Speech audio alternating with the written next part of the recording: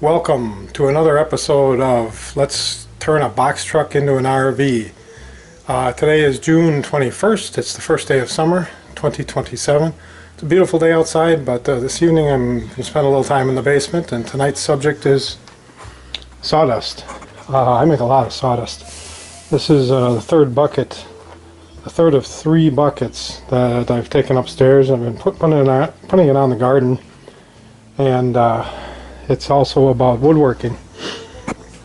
I got some black walnut that I pulled out of the shed a month or two ago, and I'm going to use this black walnut to frame out the skylights.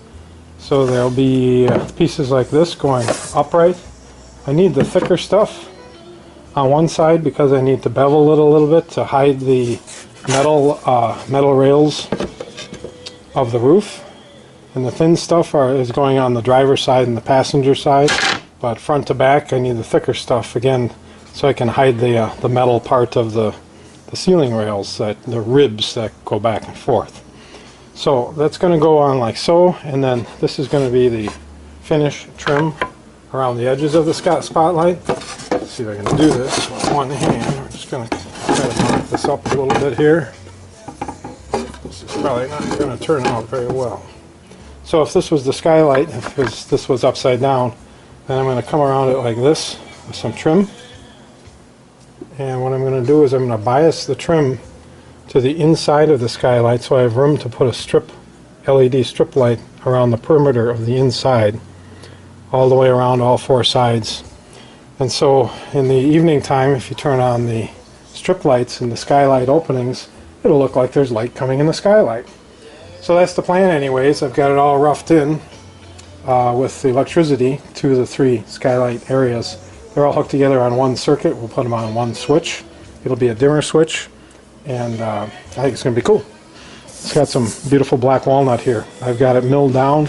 This stuff is down to 3/4 of an inch. Smaller stuff is down to about 1/4 of an inch.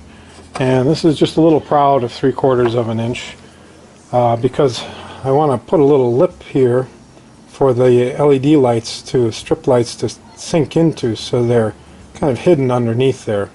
So I'll end up milling this down a little bit more yet before it gets installed. Over here I've got all my leftover ash from the ceiling, all 2 pieces, and the rest of this is red oak that you've seen before. That's still down here ready to go on the sides. I've used a little bit of it on the back, and it's working out well, and we're going to put the rest on the sides. So I've got some nice tools down here that I use. I've got a 15-inch planer and an 8-inch jointer. Down here I've also got some wood drying out a little bit more. This was cut about 2 years ago, and the wider planks are some red oak that I'm using for a different project, but the narrow planks are maple. And the plan is to glue that up for the countertops. There'll be 2 countertops, one on the driver's side, one on the passenger side. So I think I've got more than enough maple there to make some really nice countertops. Like I said, I love making sawdust. I emptied out 2 of these buckets, and I got 1 more to go upstairs.